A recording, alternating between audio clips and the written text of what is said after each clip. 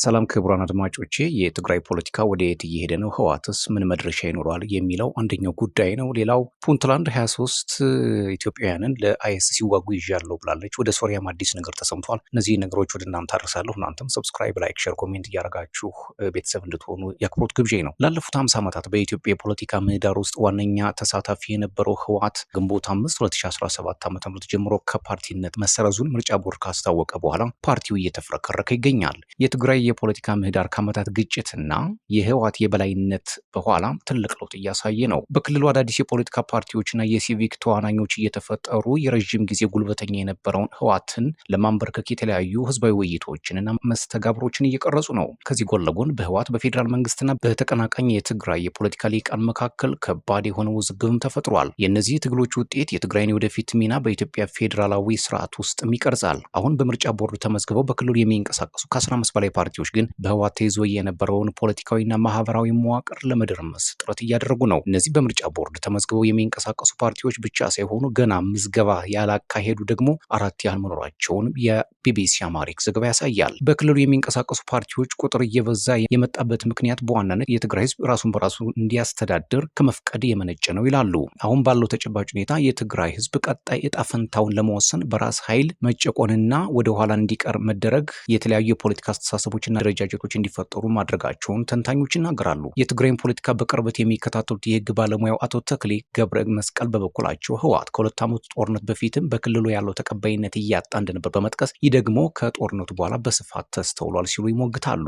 በዚህ የተነሳ የተለያዩ አስተሳሰብ ያላቸው የፖለቲካ ፓርቲዎች በትግራይ ክልል እየተመሰረቱ ያሉት መመስረታቸው ህወሓት ቅቡልነቱን ስላጣ አስተሳሰቡን በጣም ስለደረቀ ከጊዜው ጋር መራመድ የማይችል የሽማግሌዎች ቡድን ስለሆነ ነው ይላሉ። ፓርቲዎች የሚመሰረቱበት ምክንያት በዋናነት ጭቆና ነው የሚሉት የባይቶናው ተወካይ አቶ ዮሴፍ በአካባቢያችን እየተጨቆንን ነው፣ ከሌላ አካባቢ እየመጡ እየጨቆኑ እየገዙን ነው፣ እየረገጡን ነው፣ ወደኋላ እያስቀሩ ነው የሚል አስተሳሰብ በፓርቲዎች ዘንድም እየገባ ነው ይላሉ። በክልሉ የፓርቲዎች ቁጥር ለመብዛት ካለው ውስጣዊ ግፊት በተጨማሪ ውጫዊ ምክንያቶች ሊኖሩ እንደሚችሉ የሚናገሩት የፓርቲዎቹ አመራሮች ልዩነቱ የርዕዮተ ዓለም ሳይሆን ጭቆናና የትግራይ ቀጣይ እጣ ፈንታ ነው ይላሉ።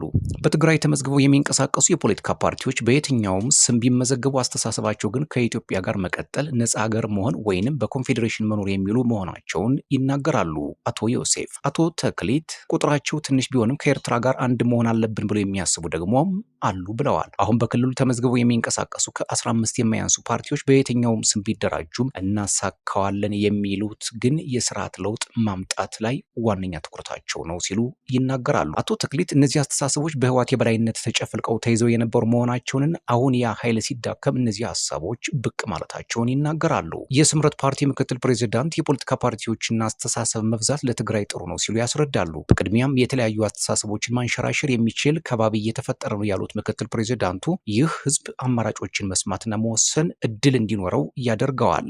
ይህ በክልሉ በአንድ ኃይል የተያዘውን ስልጣን ለመገረሰስ የራሱ ሚና ይኖረዋል ይላሉ ተንታኞቹ። ፓርቲዎች መብዛታቸው ህዝቡን ለመታገል የፈጠራቸው የተለያዩ መድረኮች ስለሆኑ ችግር አለመሆናቸውንም ይናገራሉ። ህወሓት የህዝብ ድጋፍ የለውም፣ የፖለቲካ ፓርቲዎች ድጋፍም የለውም፣ ህጋዊነትም የለውም የሚሉት ተከራካሪዎቹ የፌዴራል መንግስት እያመላለሰ ስልጣን ይሰጠዋል እንጂ ህወሓት ከውስጡ በድን ሆኗል ይላሉ። ትግራይ ላይ ህወሓት ምንም ነገር መፍጠር የሚችልበት ጉልበት የለውም የሚሉት አቶ ዮሴፍ የፌዴራል መንግስቱ የትግራይ ክልል ያገባኛል ከሚሉ ወገኖች ጋር በቅርበት መስራት እንዳለበትም ያስረዳሉ። አሁን ያለው የትግራይ ፖለቲካ በተለያዩ አስተሳሰቦች በመከፋፈል ህወሓትን ቅርቃር ውስጥ ለማስገባት የሚጠቀምበት ከሆነ ግን የበለጠ አስቸጋሪ ይሆናል ይላሉ የትግራይን ጉዳይ የሚያጠኑ አካላት። ህወሓት ቅርቃር ውስጥ ሲገባ በክልሉ ለሚንቀሳቀሱ ፓርቲዎችም ሆነ ከፌዴራል መንግስቱ ጋር በሚኖረው የክልሉ ግንኙነት ውስጥ ችግር መፍጠሩ አይቀርም የሚል ስጋትም አላቸው። ፌዴራል መንግስቱ የፓርቲዎቹን ጉዳይ በቅልቦና የማይመለከተው ከሆነ ህወሓት ለፕሮፓጋንዳውና ራሱን ለመከላከል ሊጠቀምበት ይችላል ይላሉ። ሌላው ከዚሁ ከትግራይ ጉዳይ ጋር በተያያዘ የቀድሞ የአርሚ 15 አዛዥ ብርጋዴር ጀነራል ጉሽ ገብረ ለምን በቁጥጥር ስር ዋሉ የሚል መረጃ ወጥቷል። ማንም ሰው ከህግ በላይ አይደለም፣ ለዚህም ታስሯል ሲሉ መረጃውን ለቢቢሲ አማሪክ የሰጡት አንድ ከፍተኛ የሰራዊቱ አዛዥ ናቸው። ብርጋዴር ጀነራል ጉሽ ህወሓት ያካሄደውን ጠቅላላ ጉባኤ የሚደግፉትና በአቶ ጌታቸው ረዳ ይመራ የነበረው የትግራይ ጊዜያዊ አስተዳደር ለውጥ እንዲደረግበት የጠየቁትን የክልሉን ታጣቂ ኃይሎች አዛዦችን በመቃወም ይታወቃሉ። ከኮር በላይ የሚል የሚታወቁት አዛዦች የተቃወሙት ያሉት ብርጋዴር ጄኔራሉ ካለፈው ዓመት ጥር ጀምሮ ከሰራዊቱ ታግደው ቆይተዋል። ይህም የህወሓትን መሰንጠቅ ያሳያልም ተብሏል። የክልሉ የሰላምና የጸጥታ ቢሮ ቅዳሜ ማታ በፌስቡክ ገጹ ባወጣው መግለጫም የስነ ምግባርና ህግ ጥሰት ፈጽመዋል ባላቸው አባላት ላይ ህጋዊ እርምጃ ሲወስድ መቆየቱን ያብራራሉ። አቶ ጌታቸው ረዳ በበኩላቸው ባሰፈሩ ጽሑፍ የኮማንደሩን እስራት መቃወማቸውን ገልጸዋል። የክልሉ የሰላምና የጸጥታ ቢሮ መግለጫ በተደጋጋሚ ተፈጽሟል ያላቸው ስህተቶች ውስጣዊ ሰላምን ለማወክ መስራት፣ በወታደሮችና በአመራሩ መካከል ያለውን እምነት ለመሸርሸር መሞከርና ወታደራዊ ኃይሉ ስልጠና እንዳያደርግ እንዲሁም ለተልዕኮ እንዳይዘጋጅ ማወክ እንደሆኑ ተገልጿል። ብርጋዴር ጄኔራል ጎሽ በትግራይ የጸጥታ ኃይሎች በቁጥጥር ስር የዋሉትም በዚህ ምክንያት እንደሆነ ተጠቅሷል። ጉዳዩ በሰራዊቱ ህገ ደንብ መሰረት በወታደራዊ ፍርድ ቤት የሚታይ ይሆናልም ተብሏል። የክልሉ ሰላምና ጸጥታ ቢሮ በተመሳሳይ ወንጀል ውስጥ በሚሳተፉ ተጠርጣሪዎች ተጨማሪ እርምጃ ከመውሰድ አልመለስም ሲል አስታውቋል። በሁለት ዓመቱ ጦርነት ወቅት በትግራይ በኩል ማዕከላዊ ህዝብ በሚል የሚጠራው አደረጃጀት ከፍተኛ ስልጣን የነበረው ሲሆን ከፕሪቶሪያ ስምምነት በኋላ በሌላ መዋቅር እንደተተካም ይታወሳል።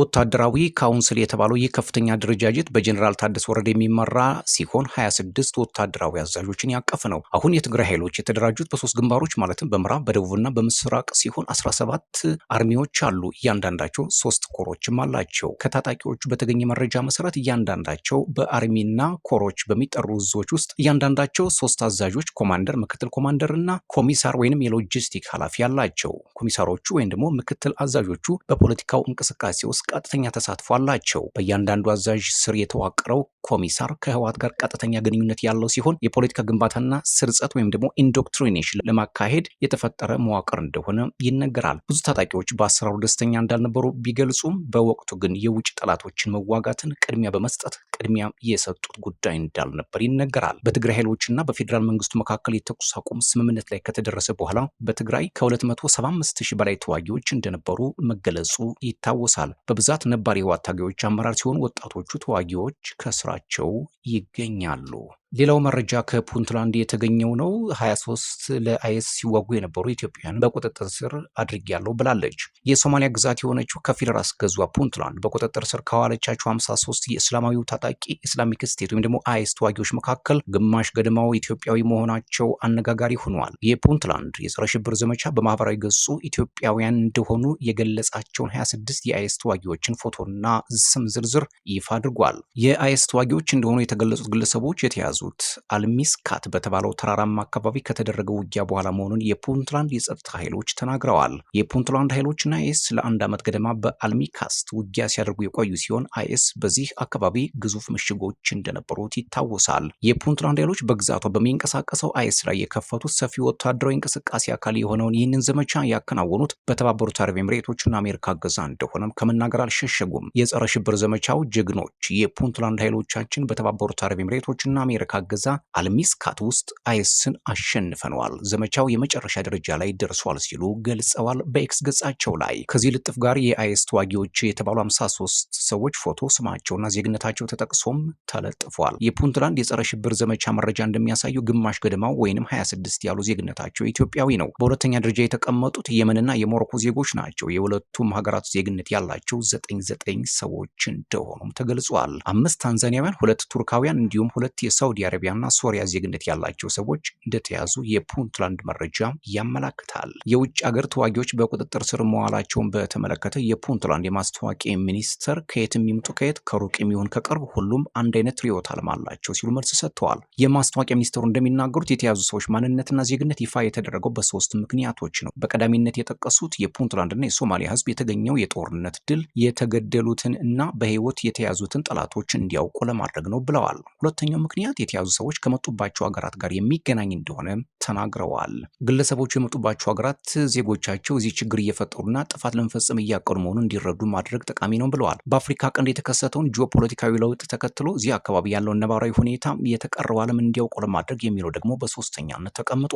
የተያዙት ግለሰቦች ከመጡባቸው ሀገራት መካከል ከሶማሊያ ጋር የየብስ ወይም የባህር ድንበር የሚጋሩ 3 ብቻ ናቸው። ማንነትና ዜግነታቸው ተጠቅሶ ከተዘረዘሩ ሰዎች መካከል አንዳንዶቹ ሲዋጉ እንደተያዙ፣ ሌሎች ደግሞ እጃቸውን እንደሰጡ እንደሰጡ ታውቋል። ዓለም አቀፉ ማህበረሰብ እንደ አሸባሪዎች እንደነበራቸው ሚና በተለያየ መንገድ ይይዛቸዋል። ተራ ወታደር የነበረው ማን ነው? ተሳስቶ ወደዚህ መንገድ የገባና አሁን የሚጸጽተውስ የትኛው ነው የሚለውን እያጣሩ እንደሆነም ተናግረዋል። ወንጀለኛ ሰው የሚቀጣው ወንጀሉ በፈጸመበት ቦታ እንደሆነ ያነሱት የማስታወቂያ ሚኒስትሩ ነገር ግን በደህንነት ጉዳዮች ላይ ከዓለም አቀፉ ማህበረሰብ ጋር የጋራ ትብብር እየሰራን ነው ብለዋል። ሌላው የሶሪያ መንግስት ራስ ገዝ የነበሩ አካባቢዎችን ለመቆጣጠር የሚያስችለውን ስምምነት ከኩርድ ኃይሎች ጋር መፈጸሙ ተሰምቷል። ለ2 ሳምንት ገደማ የተካሄደውን ውጊያ የሚያስቆመው ይህ ስምምነት ታጣቂ ኃይሎች በሶሪያ ወታደራዊና የመንግስት ተቋማት ውስጥ እንዲካተቱ እንደሚያደርግ ተገልጿል። ስምምነቱ በአጠቃላይ 14 ነጥቦችንም ይዟል። ፕሬዚዳንት አህመድ አልሻራ በደማስቆ በሰጡት መግለጫ ስምምነቱ የሶሪያ መንግስት ተቋማት የምስራቅና ሰሜናዊ ግዛቶች በሆኑት አል-ሐስካህ፣ ዴር ኤዞርና ራቃ ላይ ቁጥጥራቸውን መልሰው እንዲያረጋግጡ የሚያስችላቸው እንደሆነ ተናግረዋል። ስምምነቱ የተደረሰው ፕሬዚዳንት አልሻራ በደማስቆ ከአሜሪካው የሶሪያ ልዩ መልክተኛ ቶም ባራክ ጋር ከተወያዩ በኋላ ነው። ባራክ ስምምነቱ ለተባበረች ሶሪያ ትልቅ እርምጃ መሆኑን ጠቅሰውታል። የሶሪያ ዲሞክራሲ ኃይሎች አዛዥ ማዝሉም አብዲ በስብሰባው ላይ እንደሚገኙ ቢጠበቅም በአየር ሁኔታ ምክንያት መጓዝ ባለመቻላቸው ጉብኝታቸው ወደ ሌላ ጊዜ ተሻግረዋል። በኩርድ የሚመሩ ኃይሎች ራሳቸውን የራስ ገዝ አስተዳደር የመሰረቱት ከ10 ዓመት ገደማ በፊት